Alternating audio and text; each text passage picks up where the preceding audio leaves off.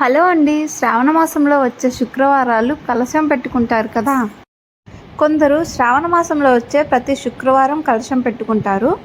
ఇంకొందరు అయితే వరలక్ష్మి వ్రతం రోజు మాత్రమే పెట్టుకుంటారు. నేనైతే వరలక్ష్మి వ్రతం రోజు మాత్రమే పెట్టాను. కలశం పెట్టేటప్పుడు బియ్యం పోసి టెంకాయ పెడతారు కదా, వాటిని ఒక్కొక్కరు ఒక్కొక్కలా చేసుకుంటూ ఉంటారు.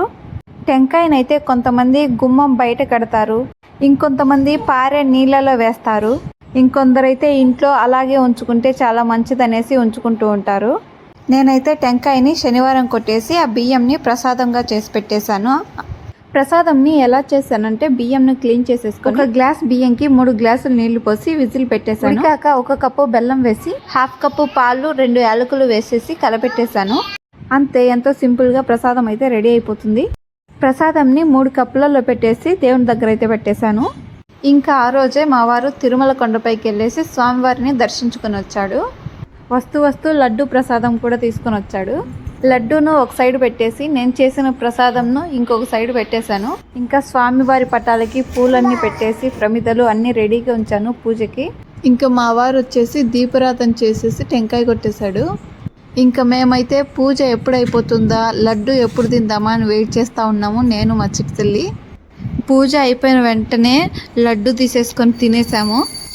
ఇంకా కలశం మీద పెట్టిన టెంకాయనే కదా కొట్టింది, కొబ్బరిని తీసేసి ఎండబెట్టేస్తే మర్చిపోయి నాన్ వెజ్లో కూడా వేసేస్తాము. అందుకనేసి నేను కొబ్బరి లడ్డు చేసేసాను. ఈ కొబ్బరి లడ్డు చాలా సింపుల్గా ఈజీగా చేసేసుకోవచ్చు. కొబ్బరిని మెత్తగా మిక్సీ పట్టేసుకొని ఒక బాండీలో 1 స్పూను నెయ్యి వేసి, నెయ్యి కరిగిన తర్వాత మిక్సీ పట్టుకున్న కొబ్బరిని అంతటిని బాండీలో వేసేసి పచ్చివాసన పోయేంత వరకు వేయించేసుకోవాలి.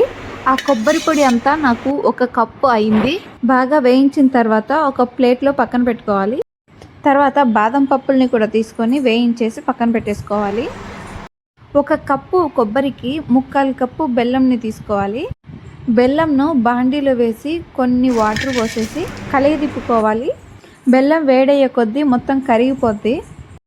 ఉడికేటప్పుడు మన చేతితో పట్టుకుంటే కొంచెం తీగలాగా సాగినట్టు ఉండాలి. అలా ఉంటే పాకం అయితే రెడీ అయిపోతుంది. ముందుగా వేయించి పెట్టుకున్న కొబ్బరిని అంతటిని ఆ పాకంలో వేసేసి కలబెట్టేసుకోవాలి. దాంట్లోనే వేయించి పెట్టుకున్న బాదంని కూడా వేయాలి. బాగా కలిపేసుకొని ఒక ప్లేట్లో నెయ్యి పూసుకొని ఈ కొబ్బరి మిశ్రమం అంతా కొంచెం చల్లారాక లడ్డులాగా చుట్టేసుకొని ఆ నెయ్యి పూసిన ప్లేట్లోకి ఒక్కొక్కటిగా పెట్టేసుకోవాలి. కొబ్బరి లడ్డు అయితే రెడీ అయిపోతుంది. ఈ కొబ్బరి లడ్డు చేసేటప్పుడు చాలా మంచి స్మెల్ అయితే వస్తుంటుంది. ఇంకా అప్పుడే తినాలనిపిస్తూ ఉంటుంది.